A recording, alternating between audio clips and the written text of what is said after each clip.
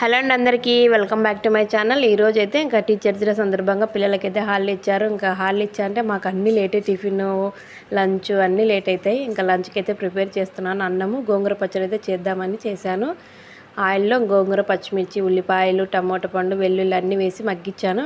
ఇప్పుడు దీన్ని రోట్లో అయితే రుబ్బుకోవాలి. మనకి రుచికి సరిపడా సాల్ట్ అంతా వేసుకొని ఇలా మెత్తగా రుబ్బుకుంటే టేస్ట్ అయితే చాలా బాగుంటుంది. మిక్సీలో కన్నా రోట్లో రుబ్బుకుంటే పచ్చడి టేస్ట్ చాలా బాగుంటుంది.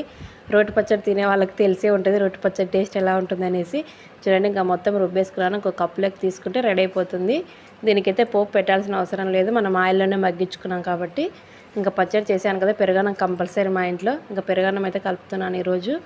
ఇంకా మనకు కావాల్సినంత అన్నం తీసుకొని దాంట్లో కొద్ది వాటర్ వేసి మెత్తగా కలుపుకున్న తర్వాత పెరుగు కూడా వేసేసి రుచికి సరిపడా ఉప్పు కూడా వేసుకొని మొత్తం బాగా కలుపుకొని ఇంకా పోపు అయితే పెట్టుకోవాలి. ఇంకా ఫ్రూట్స్ కూడా యాడ్ చేసుకోవచ్చు. నేనైతే దానిమ్మ పళ్ళు ఒలిచి పెట్టుకున్నాను. ఇంకా పోపు కోసం ఆయిల్ వేడయ్యాక కొన్ని పోపు దినుసులు, కరివేపాకు వేసి కొద్దిగా వేయించుకున్న తర్వాత ఇంకా మనం కలిపి పెట్టుకున్న పెరుగన్నంలో వేసేసి బాగా కలిపిన తర్వాత ఫ్రూట్స్ అయితే యాడ్ చేసుకోవాలి. నేనైతే ఇంకా దానిమ్మ పళ్ళు యాడ్ చేశాను.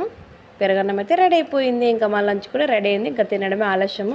మా పిల్లలకైతే పెట్టేస్తున్నాను, లేట్ అయింది ముందే అనేసి. టీవీ చూసుకుంటూ తింటున్నారు చూడండి. ఇదేనండి మా లంచ్ అయితే. మీరేం చేసుకున్నారు లంచ్లో కామెంట్ చేసేయండి. అలాగే నా ఛానల్ని కొత్తగా చూస్తున్నట్లయితే సబ్స్క్రైబ్ చేసుకోండి. Bye bye.